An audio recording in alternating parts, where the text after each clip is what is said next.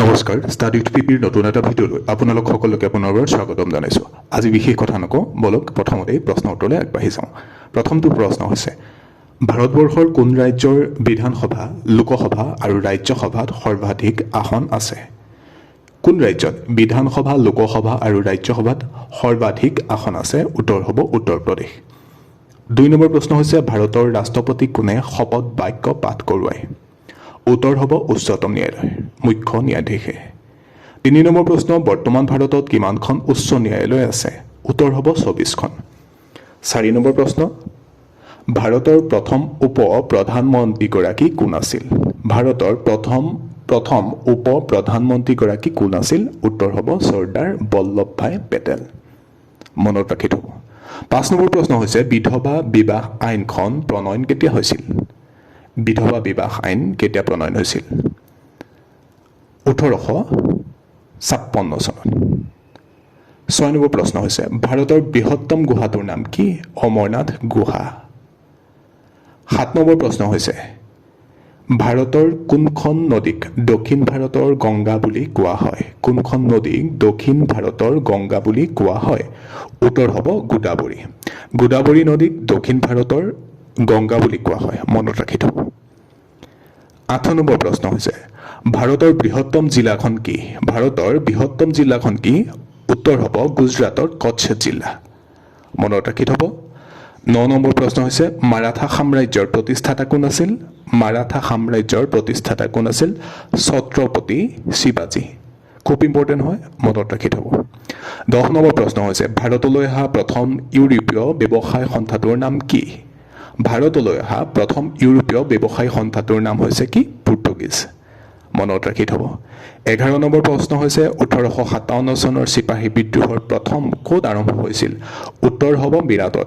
আৰু আপোনালোকে যদি জানে যে চিপাহী বিদ্ৰোহৰ প্ৰথম বিদ্ৰোহীজন কোন আছিল, যদি জানে কমেণ্ট কৰি জনাব। নাজানিলে আমি নেক্সট ভিডিঅ'টোত জনাই দিম।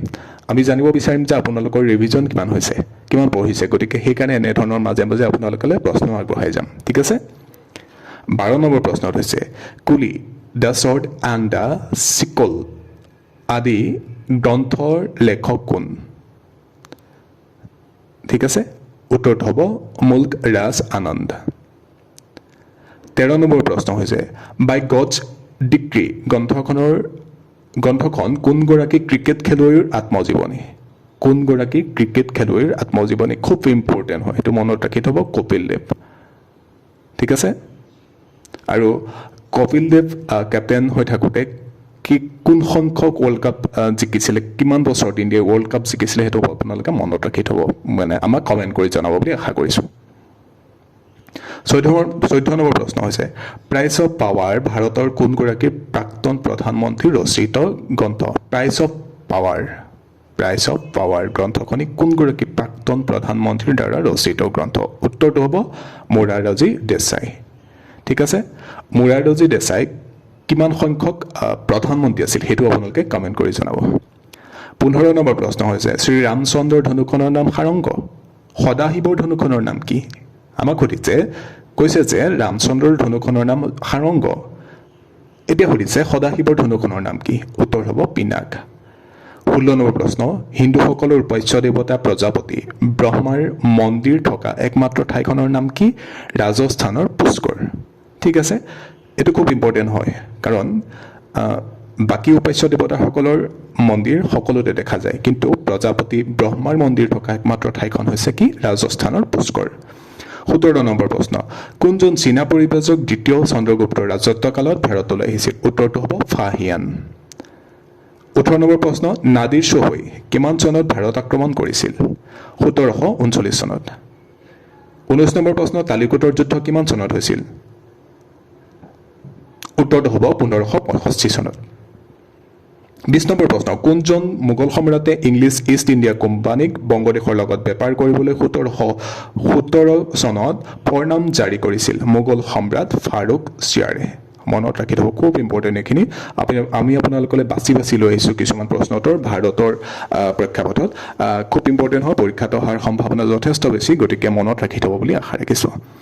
22 নম্বৰ প্ৰশ্ন হৈছে মুছলমানে অসম কেইবাৰ আক্ৰমণ কৰিছিল 17 বাৰ 23 নম্বৰ প্ৰশ্ন ভাৰতীয় সমাজ সংস্কাৰ সাধনৰ অৰ্থে ব্ৰহ্ম সমাজ কোনে প্ৰতিষ্ঠা কৰিছিল ৰাজা ৰামমোহন ৰায় এইখিনি আপোনালোকলৈ ডিটেইলছত আমি ভিডিঅ' আগবঢ়াই থৈছোঁ কোনে কোনখন সমাজ প্ৰতিষ্ঠা কৰিছিল যদি আপোনালোকে চোৱা নাই আমাৰ ভিডিঅ'টো গৈ চাব বুলি আশা ৰাখিছোঁ 24 নম্বৰ প্ৰশ্ন 1857 চনৰ বিদ্ৰোহৰ সময়ত ভাৰতৰ গভৰ্ণৰ জেনেৰেল কোন আছিল উত্তৰটো হ'ব লৰ্ড কেনিং 25 নম্বৰ প্ৰশ্ন কোনজন আহোম ৰজাই সৰ্বপ্ৰথম হিন্দু নাম গ্ৰহণ কৰিছিল চুহুংমুং নামৰ যিজন ৰজা আছিল সেইজনে কি কৰিছিল প্ৰথম হিন্দু নাম গ্ৰহণ কৰিছিল ঠিক আছে আজিলৈ মানে আজি আমি আপোনালোকলৈ 25টা বছা প্ৰশ্ন লৈ আহিছিলোঁ আশা কৰিছোঁ আপোনালোকে উপকৃত হৈছে যেহেতু পৰীক্ষালৈ বেছি দিন নাই গতিকে আমি আপোনালোকৰ যাতে ৰিভিজন হয় সেইমতে আপোনালোকলৈ এই প্ৰশ্নসমূহ লৈ আহিছোঁ ঠিক আছে শেষৰ প্ৰশ্নটো কি আছিল কোনজন আহোম ৰজাই সৰ্বপ্ৰথম হিন্দু নাম গ্ৰহণ কৰিছিল আমি ক'লোঁ যে চুহুংমুঙক আৰু কি নামেৰে জনা যায় আপোনালোকে যদি জানে কমেণ্ট কৰি জনাব